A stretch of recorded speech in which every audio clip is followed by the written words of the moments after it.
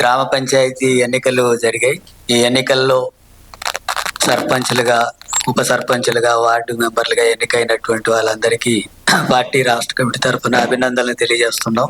గ్రామాల అభివృద్ధి కోసం, గ్రామాల్లో ఉండే సమస్యల పరిష్కారం కోసం నిజాయితీగా వాళ్ళందరూ పని చేస్తారని చెప్పి ఆశిస్తున్నాం.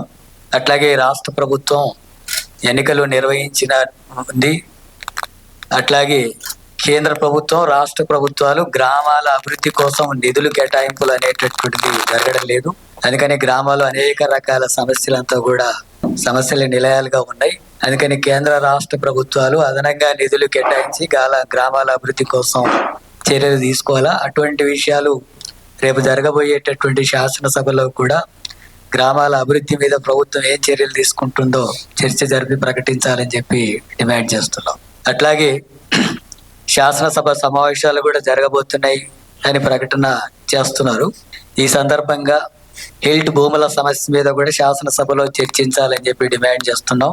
ఈ ఔటర్ రింగ్ రోడ్ లోపల ఉన్నటువంటి పరిశ్రమలన్నింటినీ కూడా బయటికి పంపించాలని చెప్పి, ఆ క్రమంలో ఆ భూములంతా కూడా ఆ పారిశ్రామికవేత్తలకే తక్కువ ధరకే చెల్లించాలని చెప్పి ప్రభుత్వ నిర్ణయాలు తీసుకున్నట్టుగా జీవోలు వచ్చినాయి. ఈ నేపథ్యంలో కాలుష్యం ఉండేటటువంటి పరిశ్రమలంతా కూడా బయటికి పంపించవచ్చు. కాలుష్యం లేనటువంటివన్నిటి కూడా ఇక్కడ నుంచి పంపిస్తే ఇక్కడ కార్మికులు ఇబ్బంది పడేటటువంటి అవకాశాలు ఉంటాయి. వాటిని పరిశీలించాల్సిన అవసరం ఉంది. అట్లాగే దాదాపు ఇక్కడ ఉండేటటువంటి పరిశ్రమలకు ఇచ్చినటువంటి భూములు 5 లక్షల కోట్ల విలువ చేసేటటువంటి భూముల్ని 5,000 కోట్లకి వారికి దారదత్తం చేస్తున్నట్టుగా వచ్చింది. వీటి మీద కూడా శాసనసభలో చర్చించి అక్కడ వాళ్ళు పరిశ్రమలు అక్కడ తరలిస్తే అక్కడ భూములు ఇస్తారు, రాయితీలు ఇస్తారు. అక్కడ వాళ్ళు ఇక్కడ ఉండేటటువంటి భూములు వాళ్ళకి అప్పగిస్తే అక్కడ రియల్ ఎస్టేట్ చేసుకోవడానికి అవకాశాలు ఏర్పడేటటువంటి పరిస్థితి ఉంటుంది. అందుకని ఆ రూపంలో కాకుండా అవి మార్కెట్ ధరకు అనుగుణంగా ఉండేటట్టు ఉండాలా. అట్లాగే ప్రజల ప్రయోజనాలకు అనుగుణంగా ఉపయోగించుకోవడానికి ఆ స్థలాలు, ఇళ్ల స్థలాలు, పేదలకు ఇళ్ల స్థలాలు లేవు. హైదరాబాద్ నగరంలోనే లక్షల కుటుంబాలు ఇళ్ళు లేనటువంటి వాళ్ళు ఉన్నారు. అట్లాగే స్కూల్స్ కానీ, హాస్పిటల్స్ కానీ, క్రీడా స్థలాలకు కానీ, శ్మశానాలకు కూడా స్థలాలు లేవు అనేటటువంటి విషయాలంతా కూడా ఉన్నాయి.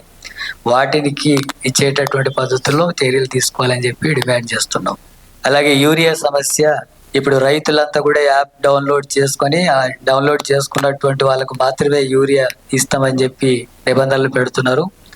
ఎక్కువ మంది రైతులతోన అలాంటి సెల్ ఫోన్లు ఏమి లేవు, మామూలుగా మాట్లాడుకోగలిగినటువంటి సెల్ ఫోన్లే ఉన్నాయి. యాప్ డౌన్లోడ్ చేసుకొని యూరియా కొనుగోలు చేయాలంటే గ్రామీణ ప్రాంతాల్లో, ముఖ్యంగా గిరిజన ప్రాంతాల్లో ఉండేటటువంటి రైతులు ఇబ్బందులకు గురయ్యే అవకాశం ఉంది. యూరియా వాళ్ళకు దొరకనటువంటి పరిస్థితి ఉంది.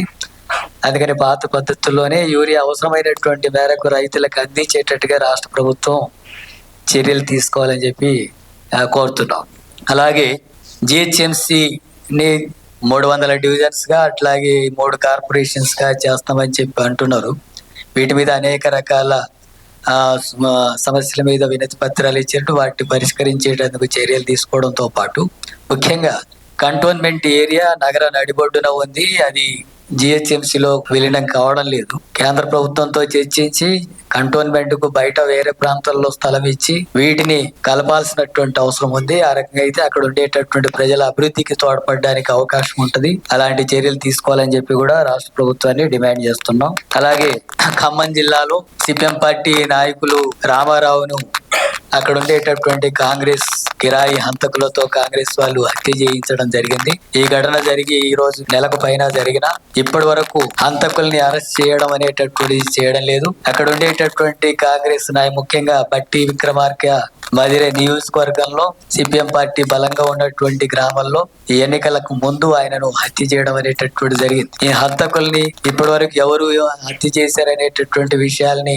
అక్కడ ఉండేటటువంటి పోలీస్ కమిషనర్ గాని వీళ్ళు ఇప్పటి వరకు బయట పెట్టట్లేదు. విచారణ సరైనటువంటి పద్ధతుల్లో జరపడం లేదు. అందుకని రాష్ట్ర ముఖ్యమంత్రి ఆయనే హోమ్ మినిస్టర్ గా కూడా ఉన్నారు. వారు జోక్యం చేసుకుని ఈ హత్య చేసినటువంటి నిందితుల్ని అరెస్ట్ చేసి కఠినంగా శిక్షించేటట్టుగా చర్యలు తీసుకోవాలని చెప్పి సిపిఎం పార్టీ రాష్ట్ర కమిటీ డిమాండ్ చేస్తున్నది.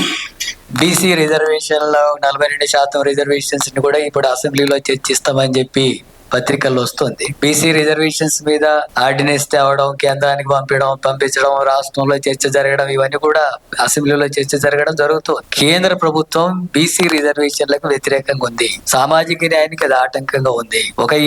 ఇందులోనే కాదు, విద్యా ఉపాధి రంగాల్లో కూడా అన్ని రంగాల్లో రిజర్వేషన్స్ అనేది ఎత్తేయాలనేటటువంటిది దాని వైఖరి. ఆ రకంగా కేంద్ర ప్రభుత్వం స్పష్టంగా వీటికి వ్యతిరేకంగా వివరిస్తుంటే అన్ని అఖిల పక్షాలని కలుపుకొని, కలిసి వచ్చేటటువంటి సంఘాలని, సంస్థలని కూడా కలుపుకొని కేంద్రంతో పోరాటానికి రాష్ట్ర ప్రభుత్వం బాధ్యత తీసుకోవాలి. కాంగ్రెస్ పార్టీ బయట చెప్తున్నటువంటిదే కాదు, కేంద్ర ప్రభుత్వంతో పోరాడేటట్టుగా అటువంటి కార్యాచరణ తీసుకోవాలని చెప్పి ముఖ్యమంత్రి రేవంత్ రెడ్డిని డిమాండ్ చేస్తున్నాం. అలాంటి కార్యాచరణ తీసుకుంటే సిపిఎం పార్టీ పూర్తిగా మద్దతు ఇస్తుందని చెప్పి తెలియజేస్తూ, మావోయిస్టు మొత్తం నిర్మూలిస్తాం అనేటటువంటి పేరుతో రేపు మార్చి చివరి నాటికంతా కూడా దేశవ్యాప్తంగా మావోయిస్టులు నిర్మూలిస్తాం అనేటటువంటి పద్ధతితో ఆపరేషన్ కగారు నిర్వహిస్తుంది. ఒకవైపు వాళ్ళు చర్చలు జరుపుతామని చెప్పన్నా చర్చలు జరపకుండా హత్యలకు పాల్పడుతున్నటువంటిది ఉంది. ఇది ఖండిస్తున్నాం. చర్చలు జరిపి పరిష్కరించాలని చెప్పి కోరుతున్నాం. అట్లాగే గాదే ఇన్నయ్యను, ఆయన ఒక స్వచ్ఛంద సంస్థ నడుపుకుంటూ అనాథ పిల్లలంతా కూడా ఆశ్రయం నడుపుతున్నటువంటి బాధ్యతల్లో ఉన్నారు. ఆయన అమిత్ షానో తర్వాత మోడీనో కేంద్ర ప్రభుత్వాన్నో ఏదో విమర్శ చేశాడనేటటువంటి పేరుతో ఉపా చట్టం కింద కేసు నమోదు చేసి అరెస్ట్ చేసి ఆయన రిమాండ్ చేయడాన్ని సిపిఎం పార్టీ రాష్ట్ర కమిటీ ఖండిస్తుంది. ఆయన అభిప్రాయాలు వ్యక్తం చేసినంత మాత్రాన అవి నేరాలుగా భావించేటటువంటి పరిస్థితి కేంద్రంలో ఉండేటటువంటి మంత్రులు, అట్లాగే మోడీ, అమిత్ షాలు ఇలాంటి వాళ్ళు, బీజేపీ నాయకులు అంతకంటే తీవ్రమైనటువంటి వ్యాఖ్యానాలు చేస్తున్నారు. మతాల ఘర్షణల విషయంలో కానీ, కులాల మధ్య ఘర్షణల విషయంలో కానీ, అట్లాగే మహిళల విషయంలో కానీ, సామాజిక తరగతుల విషయాల్లో అనేక రూపాల్లో వాళ్ళు మాట్లాడుతున్నటువంటివన్నీ చట్టరీత్యా చాలా నేరాలు. వాళ్ళందరూ కూడా ఎలాంటి చర్యలు తీసుకోకుండా ఆయన వ్యాఖ్యానాలు చేశాడనే పేరుతోనే అరెస్ట్ చేయడం అనేటటువంటిది సరైనది కాదు. ఆయన వెంటనే విడుదల చేయాలని చెప్పి డిమాండ్ చేస్తున్నాం.